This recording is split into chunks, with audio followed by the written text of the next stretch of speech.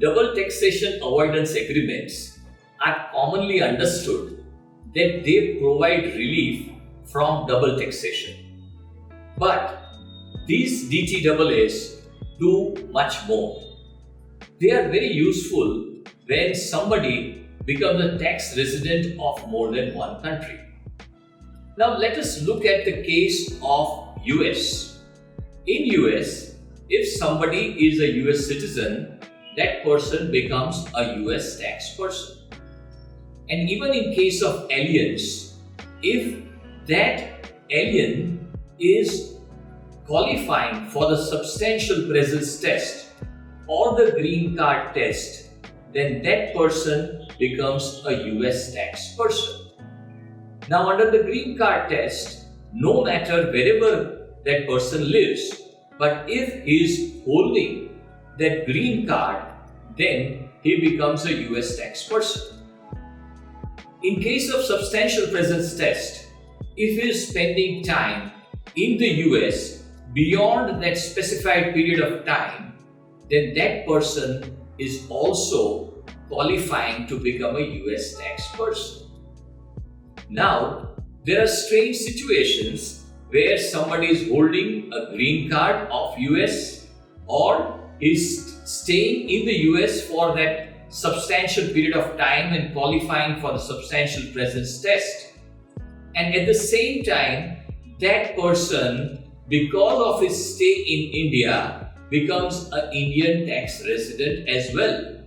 So, the scenario which comes up is that that person becomes a tax resident of both the countries. Now, in this situation, the DTAA comes to our rescue. Tax-related reliefs, over and above that, it provides a tiebreaker rule. Under the tiebreaker rule, the test specified in the Indo-US DTAA is that one needs to look at which is the place of permanent home in respect of a person. If that is determinable, then the place of permanent home, whichever country that person holds that permanent home, makes him a tax resident of that country. Now, if that is not determinable, say he holds homes or residences in both countries, then we need to go to the next level of tiebreaker rule, which is center of vital interest.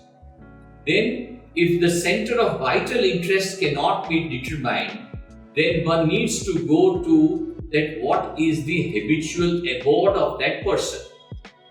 And if in case, if it is not possible to determine the status by the virtue of habitual abode, then the state of nationality could be applicable.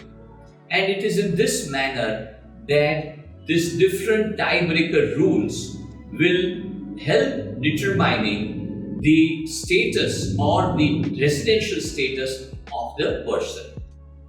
Now, under the tiebreaker rule, if somebody is clear that that person is, say, a resident of India, then he needs to disclose his global income in India and offer it for tax. And if he is, as I said, a tax resident of India, then his only the source-based income will be liable to tax in the USA. But he needs to carry out certain formalities which we have detailed herewith. And if that person becomes a US tax resident, then his global income will be liable to tax in the US. And in India, his source-based income will be liable to tax. He needs to carry out certain formalities as has been stated, and on the basis of that, his income will be offered to tax.